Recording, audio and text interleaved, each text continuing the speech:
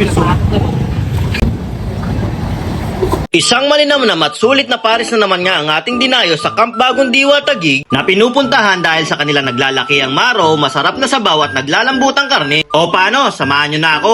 Yan mga kaipips, nandito nga tayo sa harap ng Camp Bagong Diwa dito sa kabaan ng General Santos Street. Doon yung pababa ng Lower Bikutan mga kaipips, tapos gilid lang siya ng Flying B. Dinayo nga natin dito mga kaipips yung pares ni Popoy. Isa nga to sa solid na pares dito sa Lower Bikutan mga kaipips. Tara samahan nyo ako, alamin natin kung ano yung mga tinitinda nila dito. Boss, tanong lang po, magkano yung mga ratio ng pares dito? Yung regular pares namin, sir, yung bib laman namin, 60 pesos po.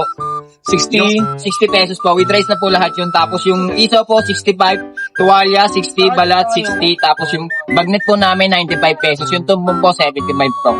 Tapos yung overload, sir? Overload po namin na may kasama na rin pong rice, tapos nandun na rin po lahat, is 215 pesos. 215. Lahat Yes. nung meron kayo laman, nandun sa 215. Opo. Sir, saan ito matatagpuan? Matatagpuan po kami dito sa may tapat po mismo ng Camp Bagong Diwa po, tsaka sa gilid po ng Flying B. Sir, anong oras po kayo nagbubukas? Operation po namin is 4 p.m. hanggang sa maubos lang. Hanggang sa maubos? Yes. Ito nga pala yung kanilang overload pares, so nagkakahalaga lang to ng 215 pesos. Tingnan nyo naman kung gaano ka-solid yan. Oh. Kataba pa lang, tsaka sa laman, alam nyo na overload talaga. Tikman na natin yung pares ni Popoy. Bali mga kaipips, ito nga 215 pesos nila, nandito na lahat ng laman. At meron na rin itong kasama ito, yung bone marrow. Yun, oh. Tsaka ito, yung kanilang sweet corn. Tikman natin yung lasa. Huwag muna natin lagyan ng kahit anong condiments. Overload sa'yo, madam, no?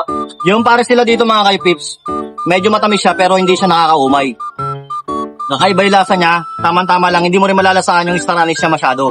Lagyan natin to mga kaipips nung ito yung daong ligala, ano.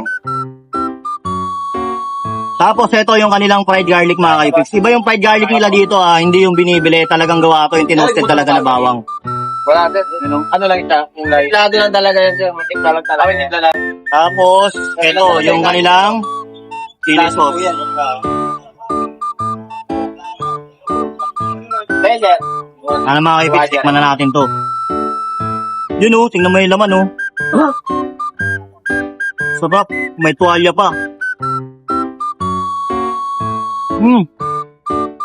Lagi ako inaalok ni Charlie dyan, dati dito. Panalo. Nagnamin sila, BBC. Solid tong pares nila, hindi nakakasawa talaga. Dinaanan na kita. Oo. Sabi ko, nagdala ako ng sakit ngayon. Sa mga ganitong pares, mapaparami ka dito kasi servings nila dito hindi na tinipid. Marami talaga laman. Tapos yung lasa, Tuko ko ako sa inyo. malinamnam. Hindi na po. Yung bali, ano na to, sarado na. Gusto talaga siya. Masarap yung sabaw nila, hindi talaga siya nakakaumay. Alam mo naman, hindi naman talaga pare-pareho.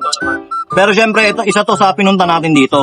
So, yung kanilang bone marrow. Overload You naman know, to. Opo, overload naman ito. Yung iba wala talaga pakialam sa presyo. Basta masarap mga kainan.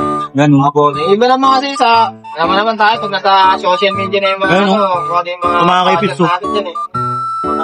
Ano lang ako, ano lang ako. Pero may mga pumunta naman natin. Sarap. Kaya mga pips, huwag kayo matakot sa bone marrow kasi hindi naman yan nakaka-high blood.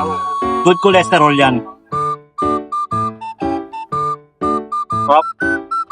Pag napadayo nga kayo dito mga kaipips sa Camp Bagong Diwa, dito lang siya sa kahabaan ng General Santos Street, dito lang sa gilid ng Flying B. Makikita nyo na agad dito yung store ng pares ni Popoy. Puntahan nyo to mga kaipips, solid yung bone marrow nila dito, hindi kayo magsisisi, at hindi nakakasawa ang lasa ng kanilang pares. So paano mga kaipips? So good na.